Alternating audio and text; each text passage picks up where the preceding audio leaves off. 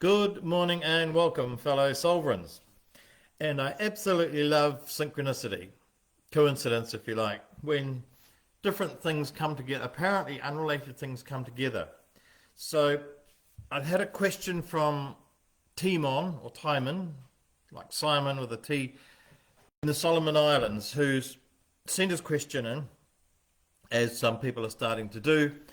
And he started a business.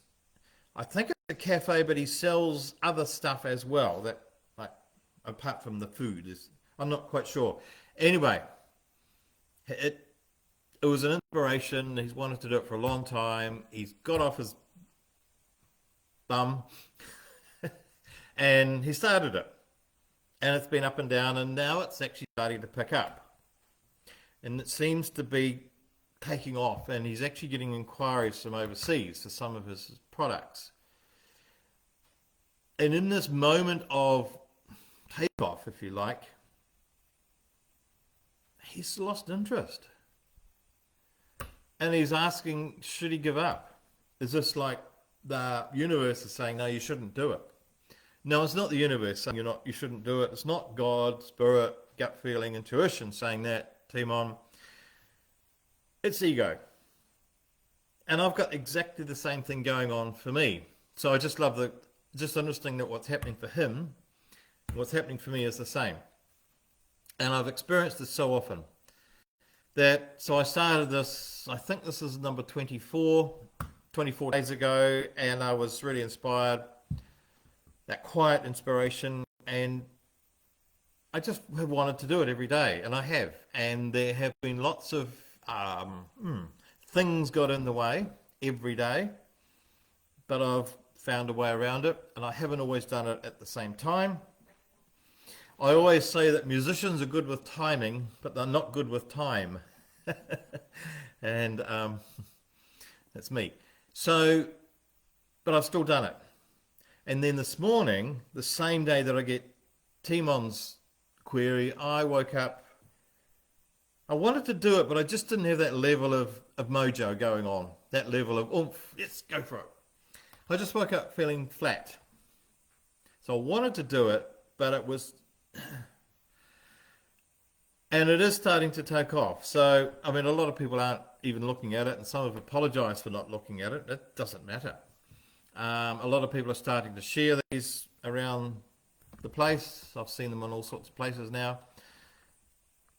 And I'm starting to get questions like Timon's over there in the Solomon Islands and other places.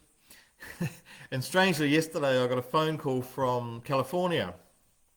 Someone rang to ask if I would speak at their center, and they would pay me. And that would have been lovely. Except, how do I put this? Their level of geography knowledge was such that they were unaware that there was a huge ocean between New Zealand and California. And so the logistics and the cost and everything now need to be reviewed. So it'd be lovely to go there. But anyway, so it is starting to pick up. And so this is a little bit like T-Bon's business, and it's just like an aeroplane taking off.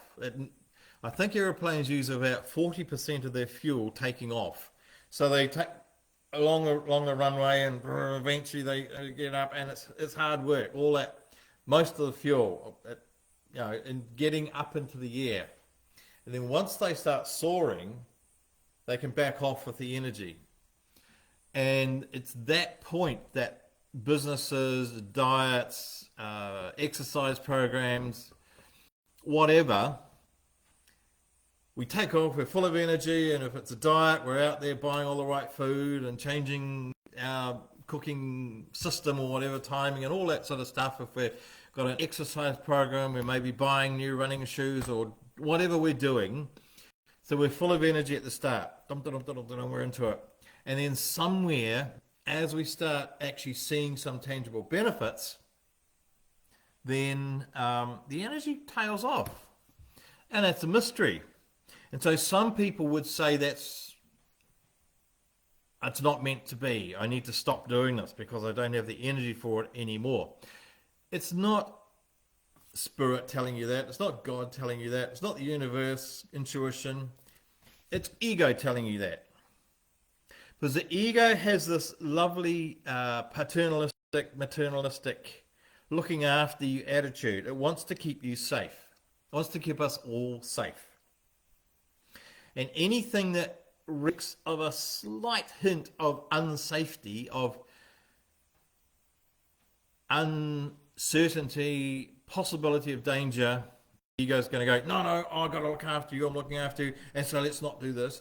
And so once a diet, an exercise program, a business, whatever we step up into, once that starts to happen, the ego's going, ooh, ooh, ooh, no, no, no, no, I can't have you doing that because it could be dangerous. And so, and I don't, the danger is sometimes it's just people's opinions, just words out of their mouths. But the ego wants to save us from that. How painful is someone's words? Or someone writing something down saying they don't like what you do. Well, that's going to happen. It happens to every successful person that's ever stepped up into anything. So whenever we step into the boxing ring, whenever we step out onto the rugby field or the netball, what do the netball use? A pitch? It's the wrong word, isn't it? Anyway, whenever we step into something that's exciting, there's always fear. Fear and excitement always go together. And so it's up to us. We can listen to the fear, which is ego. And I talked about guilt 3 days ago, I think. So I put a podcast link up there, so because I'm putting them up on a podcast, so you can go back and have a look at previous ones. I think it's 3 days ago. Anyway, guilt is a wonderful thing for keeping us, the tall poppy syndrome. So the tall poppy thing came about where people were illegally growing poppies for heroin manufacture or extraction. And so they'd grow them in a field of other plants. I don't know what, barley or something.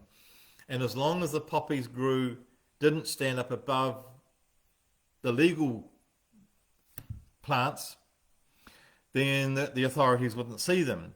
So as soon as one or two poppies went up above and could be seen, they got chopped off.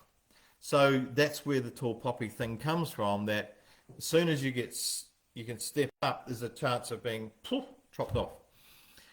And I think, people talk about New Zealand and Australia. I think every country has that. I think every individual has it. And we do it to ourselves when we start our own exercise or let's say a diet program. We have the tall poppy syndrome going in on side of us. And even when we're not telling anybody else about it, we will start our own self-talk about once we start actually losing some weight, because often with a diet program, we'll lose a lot of weight at the start and then it will slow down. And then it sort of gets, I don't know, that seems to be a graph, a weight loss thing.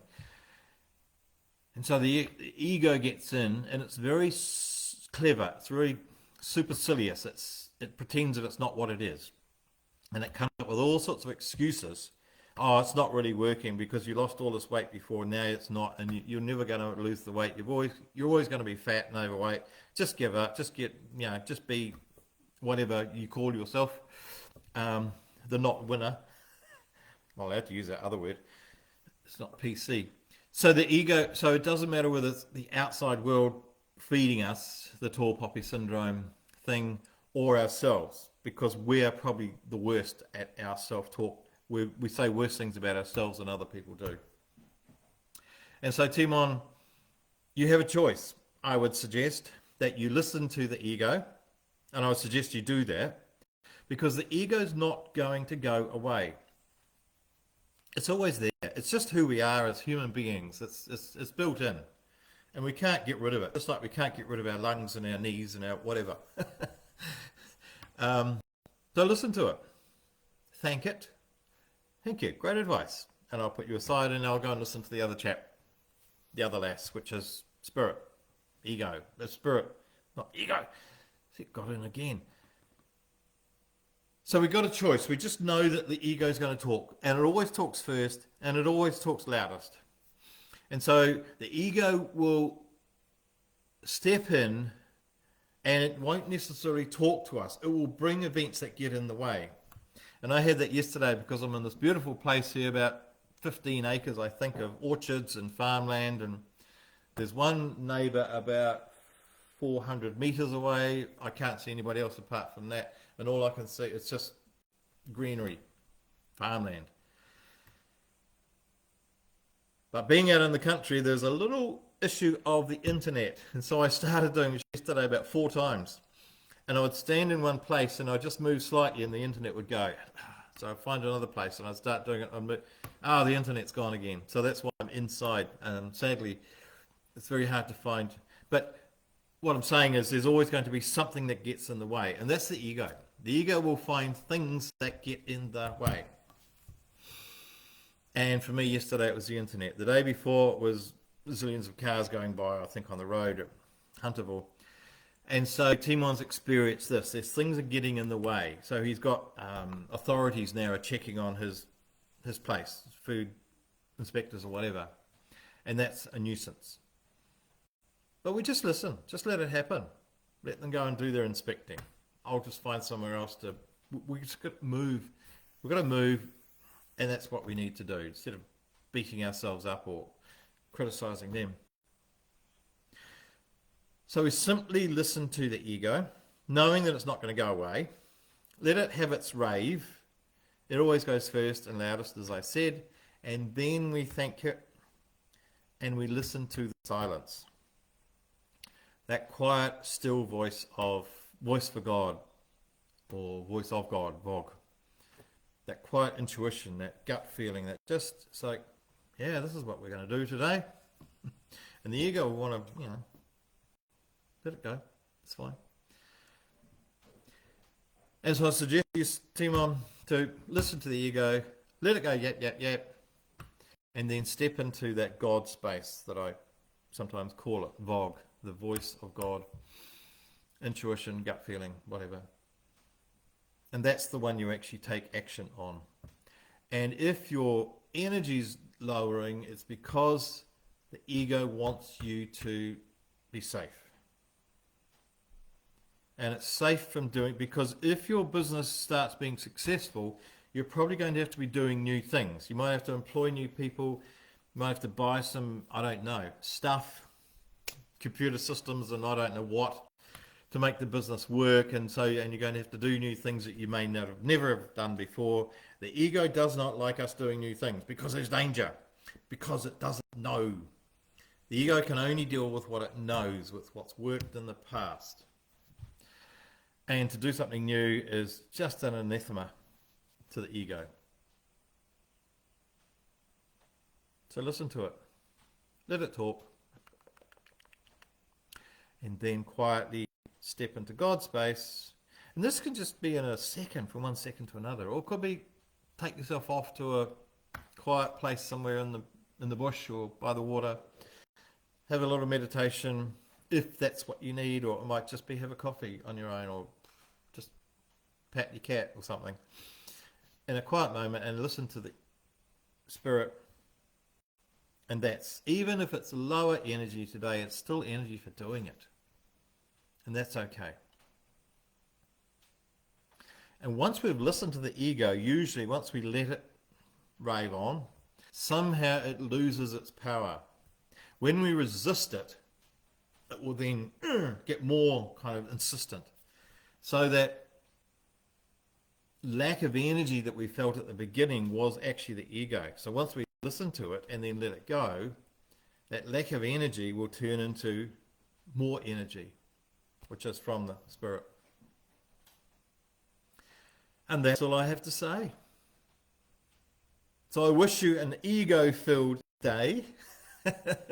Gratitude for the ego, let it go, and then a spirit-filled day of just doing what feels right. And knowing that keeping you safe is not necessarily keeping you uplifted. And it's probably not going to be keeping the world safe, because when you are doing what you really want to step into, somebody else is going to benefit. So when we do the ego thing, no one benefits. When we do the other thing, the spirit-filled thing, others also benefit. So that's what I wish you. An ego day and then a spirit day. And bless you all and all who sail in her.